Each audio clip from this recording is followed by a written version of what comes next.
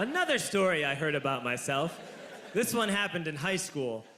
We had this teacher in high school whose kid went to our high school. His name was Mr. McNamara, and his son Jake McNamara went to our high school. He was a sophomore when I was a senior, so he was 2 years behind me. And Mr. McNamara was an asshole. And one weekend, he and his wife decided to leave town, which you should never do if you're an asshole. And Jake McNamara decided to throw a party at the teacher's house. Hooray! And everyone around town heard about it, and we all got up individually and thought, okay, let's go over there and destroy the place. I walked into this party, everyone I had ever met was there, and everyone was drinking like it was the end of the world. I walked down to the basement, they had a pool table in the basement. One dude took a running start and threw his body onto the pool table and broke it in half.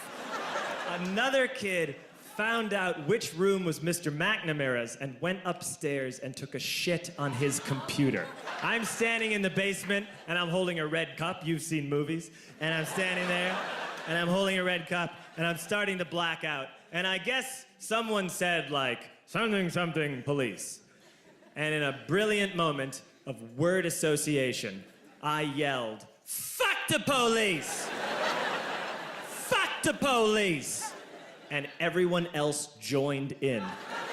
100 drunk white children yelling, "Fuck the police!" With the confidence of guys who have like already been to jail and aren't afraid of it anymore. You know, that like, I serve my nickel, you come and take me confidence. But white children. The reason someone had said something police was because the police were there.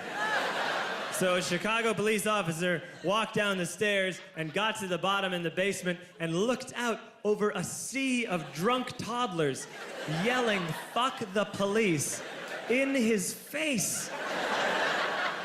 And he was almost impressed. He was like, wow. And then he leaned into his walkie-talkie and went, "Get the paddy wagon." And my friend John, who is now a father, this man now has a baby, he grabbed a 40, smashed it on the ground and yelled, "Scatter!" And everyone ran in a different direction.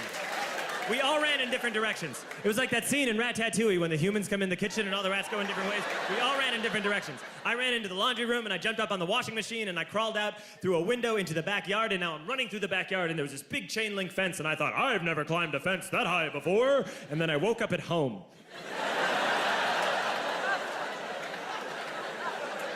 On Monday, I went to school because that's what we did back then. And I'm walking into the school building, and who do I see but Jake McNamara? And he says to me, "Hey, were you at my party on Saturday?" And I said, "No." You know, like a liar.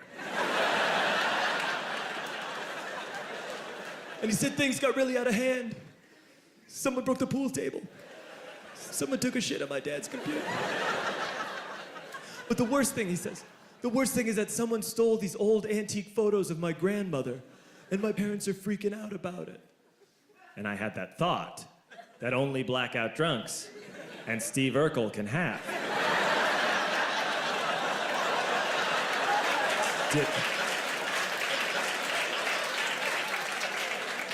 Did I do that?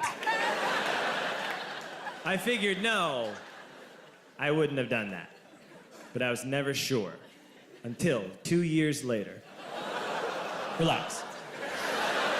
I'm playing video games with this kid named Alex that we also went to high school with. 2 years later, we've graduated by now. We're playing video games for a couple hours. And then Alex says to me, "Hey, come here. I want to show you something."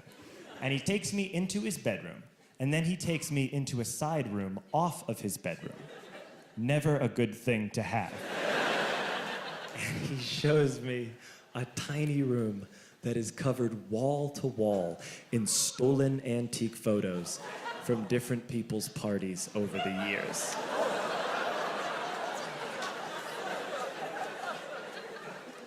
And I said, "Why?